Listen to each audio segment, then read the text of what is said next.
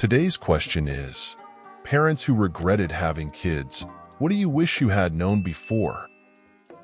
I don't regret having kids, but I do regret knowing the following before I had kids. 1.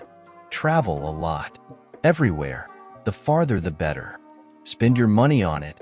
Use your time. 2. Don't brush off school districts and schools when you buy a house. It may not matter now, but it may be the things that changes your entire world in a few years.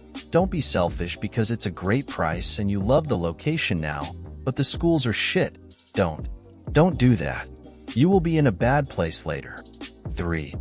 Make sure your spouse will really, truly co-parent with you.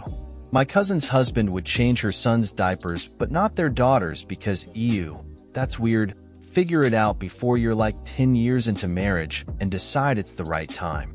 4. Consider your family dynamic. Maybe you're just fine on your own with little help as an adult, but when you have kids, you need a village more than you'd like. Working with kids that constantly get sent homesick and need to go to the doctor, special half days at school and long school breaks. If it is just up to you and your spouse to take time away for all of that, you better have an understanding job that provides ample time and a very close family and friends that are willing to take kids, pick them up, do overnights, the whole deal. My parents are in Florida half the year and my in-laws work full-time. It's way more tough than I thought. I constantly feel like I'm going to get fired because I'm taking another unexpected day off because my kid can't go to daycare because they're sick. 5. If you really want to have kids, you better consider the fact that even though you feel pretty rich as a single person, or maybe a 2-income household, that your area better have good, affordable daycare, or you or your spouse better be planning to stay home in order to afford a kid or more. I know lots of people who make good money who were shocked to figure out that basically they can only afford to have one kid because the cost of childcare or the cost of staying home was so great that they could barely afford it. I live in a place where daycare is very affordable. I have 3 kids and we pay over $30,000 a year for daycare, and that's just the tuition. This is not your parents' time. It's different out there now. 6. This one got me the most. How independent/selfish/lazy are you? Really? I'm what I consider to be a relatively well-adjusted only child. I'm used to my space, my own time, being independent. I'm also pretty lazy. When I come home on a weekday, I like to rest, watch a lot of TV, hang out. When I had kids, it was a huge change. Someone needs you all the damn time. It is unrelenting. You never have your own anything anymore. You spend almost all of your waking time that your children are there tending to your children's needs. You beat yourself up for not being good enough at it, for being pissed about how miserable it is sometimes. For hating it. You will hate it sometimes. You need to very, very, very seriously consider your stamina for caring for others and putting everyone else before yourself. All the time. Throw away for obvious reasons. I always knew from a young age that I didn't want children. My family is all very strict Catholic Hispanics and basically picked who I was going to marry from a young age. Fortunately, I liked the guy, so we did end up married at 19. I was very honest about not wanting kids. He was okay with that. Our families were not. I ended up pregnant even though I was taking birth control. More on that in a minute. Didn't notice the missed periods because the type of birth control I took let you skip periods. By the time I knew I was pregnant, I was 5 months along, which is too late for an abortion. Had the baby. Found out while in the hospital I ended up pregnant because our families ordered fake birth control online and replaced my pills with the fakes. Needless to say, my husband and I were pissed. I also had horrific postpartum depression, but did the best I could. My husband took up drinking heavily to deal with the stress, and over day he just never came home. Haven't heard from him since. The baby was still an infant at that point, 4 months. And I made the decision to put her up for adoption and move away. Everyone says it's different when it's your own kid. Everyone says the first time you hold your baby, you have an instant bond. Everyone says it's the most amazing/important thing a woman will ever do. None of that was true for me. I'm in my mid-30s now and my daughter, and her family made contact with me about 7 years ago. We talk regularly and I go visit for her birthday and some holidays. She knows the whole story, and while I'm sure she doesn't really understand, she's only 13, she at least gets it a little. If you know you don't want children and have never wanted children, don't listen to people who tell you that you're wrong and will change your mind. I'm trying to get my tubes tied to make sure it never happens again, but haven't had luck finding a doctor who's willing to since I'm unmarried and under 40. Filled for divorce years ago, and since nobody could find him, it went through the same way it does for a missing person. We really need to stop acting like women don't understand their own bodies and wants. My mother made it clear to my sister and I that she hadn't wanted us, that I was the product of my dad's unrelenting badgering, and that my sister had been an oops. She wasn't a good mom at all. She screamed about everything. You never knew what would set her off. My parents divorced and we went on to be raised by my stepmom. Not without her faults, but she's a saint. This woman didn't technically want us either. She hadn't chosen to get pregnant with us, but she treated us just like her own. She planned and paid for, with my dad, my wedding. Things got better and my real mom is a good grandma now, but let me tell you, hearing you're not wanted as a child, even in passing, even as a joke, can shape someone's entire life and self-worth. If this is you parents, don't you dare ever say it where they can hear you. Not me, but a close friend of mine from high school. Met a girl not long before I left for college. First relationship for both of them, and not long before them talking about getting married and stuff. The rest of our friend group didn't really like her, not just for the normal, you're stealing our friend, drama bullshit. But it just didn't seem like the healthiest relationship for how serious it was getting. Some of us tried to warn him. He shrugged us off. Well, eventually she gets pregnant. She decides to keep it. It's triplets. I shit you not. So this kid is still a teenager, and he has 3 kids on the way. They did end up getting married, but he went into a sort of downward spiral. I don't think he ever said it out loud, but it's pretty clear he had his regrets, and maybe should have put the brakes on that relationship. Good news is they're no longer married. The kids and ex seem to be okay. She got remarried. And he's in a better place now, not dead, like, mentally. I guess the moral of the story is don't stick your dick in crazy, especially if you're not even old enough to vote, and always use protection. Because honestly, I have my suspicions that she used some sort of fertility drug behind his back. Please, people, know the person you want to have children with, especially young people. When you are young, you don't think of it when your boyfriend might have mental/emotional problems that their parents did nothing about because they didn't believe in it and wanted their son, the boyfriend, to think of himself as normal. Yes, I get that. But they didn't think years down the line, when their son was trying to be normal, and me, 21 years old after one divorce already, my child stolen from me. I was an emotional wreck. I didn't realize his problems because he hid them well because of coping with them without help that his parents wouldn't get for him. I was too young and messed up to realize my boyfriend's problems and had a child with him. Now, this child is 30 years old and has always had his problems. The mental health care system in USA is a joke. I took her to many psychologists, psychiatrists, counselors, therapists, had evals done, ECT, and none of it helped. Now this 30 years old child of mine has an 8-year-old child who has her problems, plus his father's problems.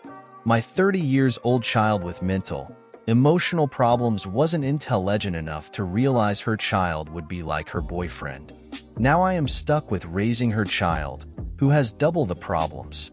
Me and my husband are horribly struggling with him, because she's not emotionally, mentally, intelligent enough to raise him.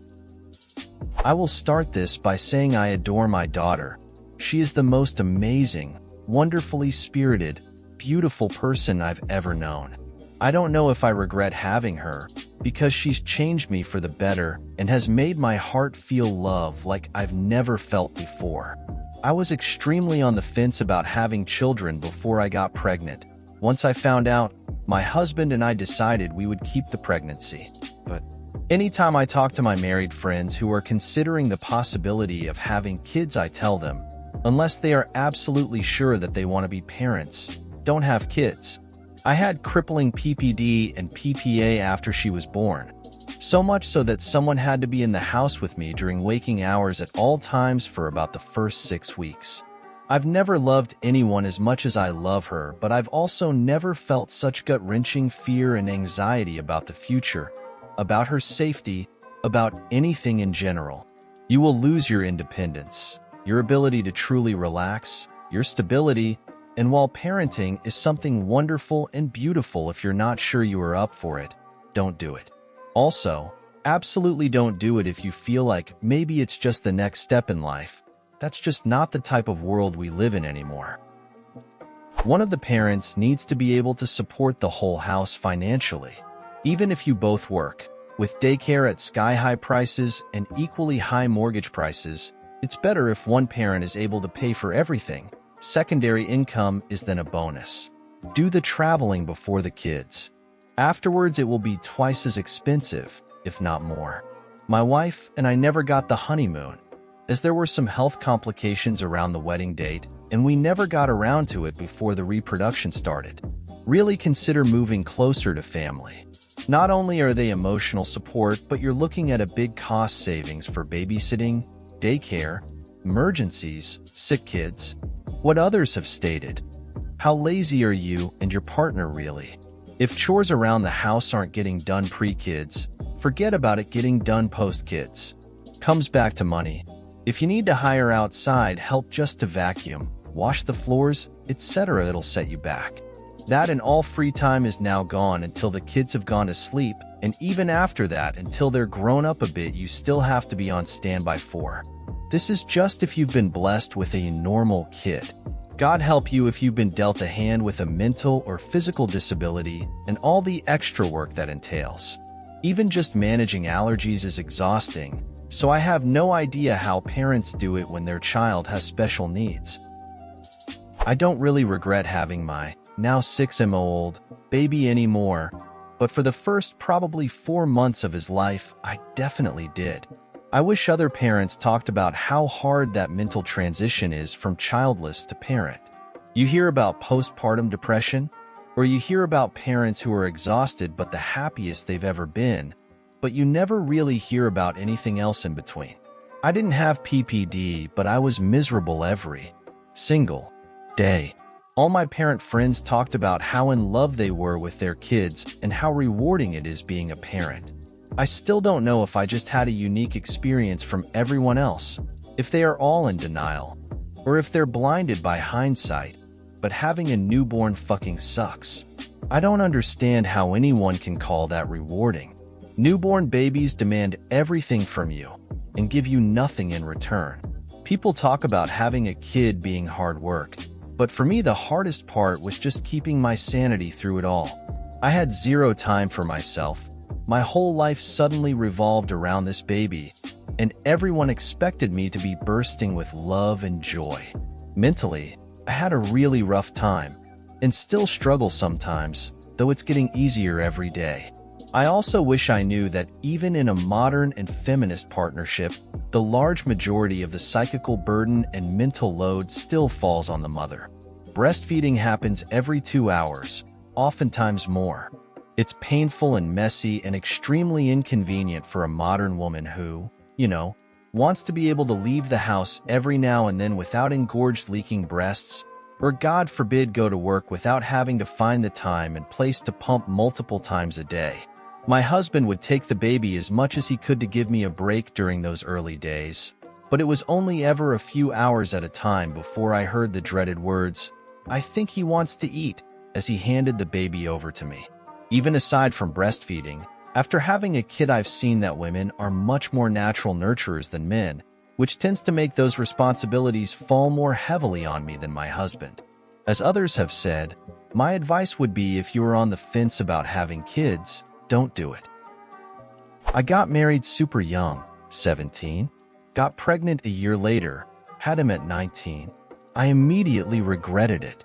I sat in my rocking chair for 2 weeks, sobbing because the weight of the responsibility for another human life fell on my shoulders. I couldn't believe what I had done, and there was no undoing it. I had him so I would have someone to love me. I had a horrible family and childhood of my own. People kept telling me to wait to have kids, but I wouldn't hear of it. I thought having a kid would fix everything that was wrong in my life. All throughout my pregnancy, I was so happy at the thought of his arrival. I was sure it would fix me. And then once he got here, I was like, holy shit, what have I done?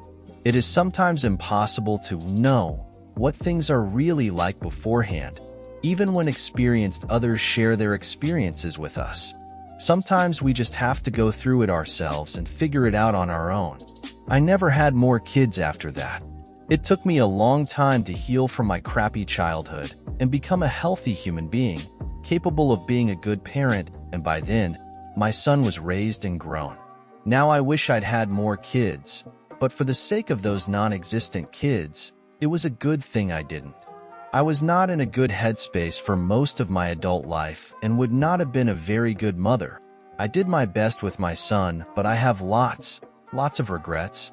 In the early days, I used to say that if they had guaranteed me that I would get the same kid and that I wouldn't miss him, I would have waited until I was at least 25 to have him. I love him dearly and I never shared with him my thoughts about this, not even now that he's an adult. It would be a horrible thing to tell a child that you had regrets at one time about bringing him into the world. He's 32 now and has turned out to be a great human being. I don't regret having him now, of course. I regret having more than one, but in hindsight, I could have been okay with none. If you want to be a moral parent and person, you have to give up a lot more of yourself than advertised. A hell of a lot more. You may leave behind some things you want to accomplish in life. If anyone tells you otherwise, then they are lying or deluded. On the other hand, after one kid, you might realize some of what you wanted to accomplish is bullshit. Also, having kids can make you miserable for long stretches due to the problems and stress.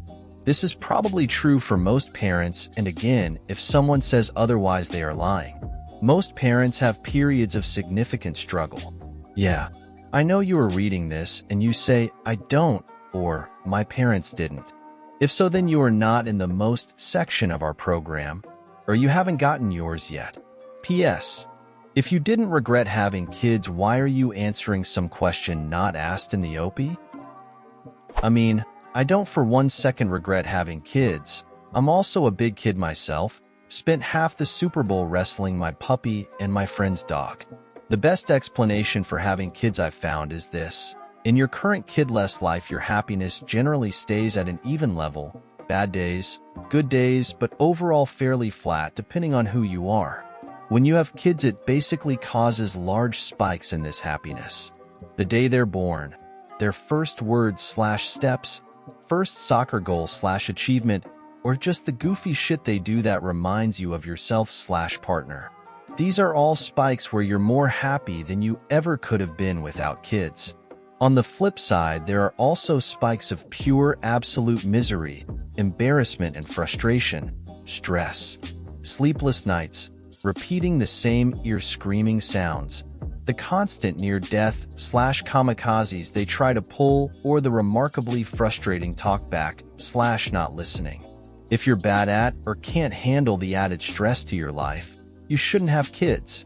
They will add stress and complications to your life and schedule. It should also be noted if you feel like you're just making ends meet.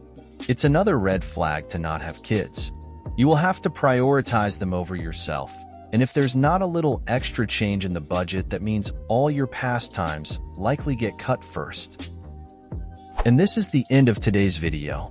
I hope you liked it, and don't forget to comment an anecdote or experience similar to the topic of the video. Leave your like, share if you like the video, and lastly, don't forget to activate the little bell so you don't miss any of our daily videos. Bye-bye.